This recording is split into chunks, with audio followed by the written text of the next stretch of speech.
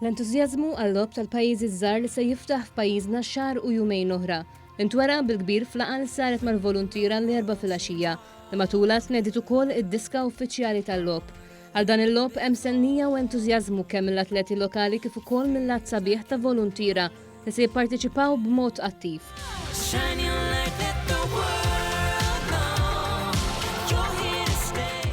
Id-diska uffiċjali bl-isem Shine Your Light se titkanta minn Ember u Aiden, mużika ta' Ember u tal-kompożitur Elton Zarb u lirika ta' Ember. Preżenti għat-tnedija kien hemm il-Ministru għall-Edukazzjoni, l-Isport, iż-żgħażagħ, ir-Riċerka u l-Innovazzjoni Clifton Grima. Huwa qal li dan il-lob mhux ipoġġina fuq il-mappa dinjija tal-isport biss, imma hi okkażjoni li fiha l-atleti se jsarfu it-taħriġ u l-investiment f'riżultati tajbin. Il-Ministru Grima fakkar li ilu għaddej xogħol bitħija għal dan l-avveniment li mhux biss xogħol infrastrutturali fil-faċilitajiet sportivi imma wkoll xogħol organizzattiv, laqgħat ta' konsultazzjoni u koordinament.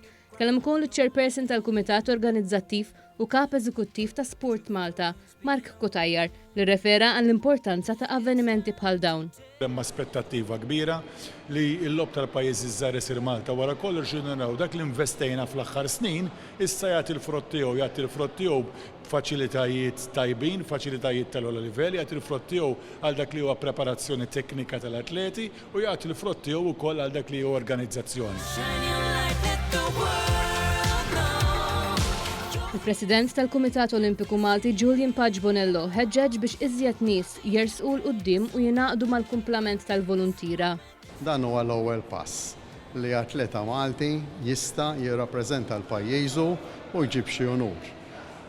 Aħna ma narawx bħala the end result, huwa l-ewwel pass għalli mbagħad dawk li huma jippromettu nkomplu ninvestu fihom ħalli fil-futur jirrappreżentawna anke fuq livell iktar għoli.